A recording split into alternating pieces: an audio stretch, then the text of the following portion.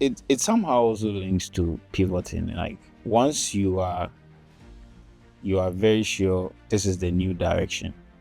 And I remember between the first time we did our first pivot sometime in 2009, it was a very argumentative time in the company, like, and I like that chaos. I like when we are in meetings and we are fighting and we're arguing with all the emotions about what should be our direction, because I know that out of those arguments the direction would be very clear, and once the direction is very clear it becomes priceless.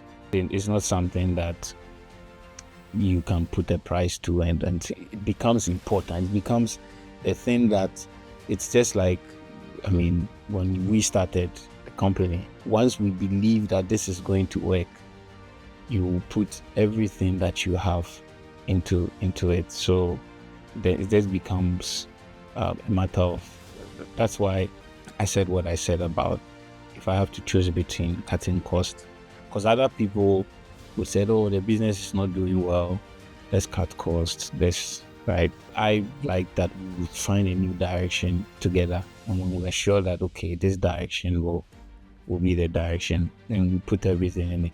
It's not always we get it right. Like the last time we were trying to pivot to become a payment company, we missed the direction. Like we had a lot of arguments, fighting 2015, blah, blah, blah.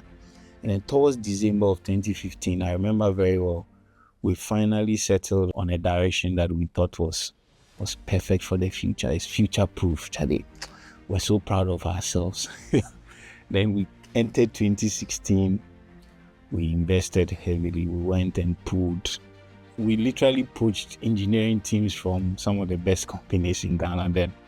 I remember one company, Isoko. They had the best designers, some of the best engineers in Ghana. We went and literally hired their entire team.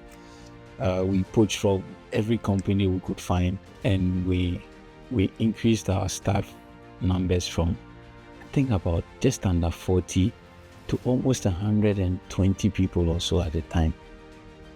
Yeah, our office was filled with new people because we're very, very sure of the direction we were on. And we found out in 2018 that no, that direction was wrong. And we had spent a lot of money. And we had also refused to take investor money. So that was a very difficult time for the business. Luckily, we were well prepared. We still had a lot more money in the bank. We're still a very liquid business. So we just overhauled the team again. It didn't work. And then we had to make a lot of changes. I mean, at that time, I put on a lot of pressure. I brought everybody back to the debating table again. I was in the thick of affairs, but the same thing, the same behavior I put up every time we were about to pivot, I caused a lot of arguments. You can ask my people, like, very brash, very, this calm demeanor you see right now. It's not the calm demeanor that we put when we are in those war rooms.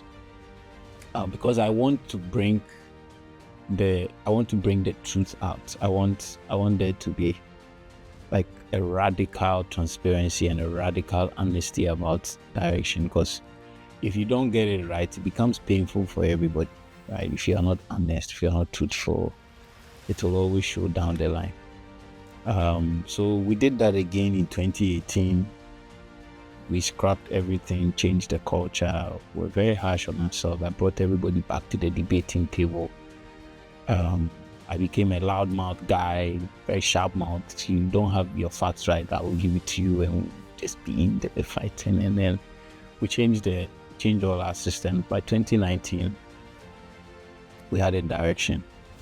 Again, invested heavily in it, and because we're also very liquid, which is another thing I think we'll talk about. But we're also very liquid, so we invested a lot. And then we changed, and then we became a payments company.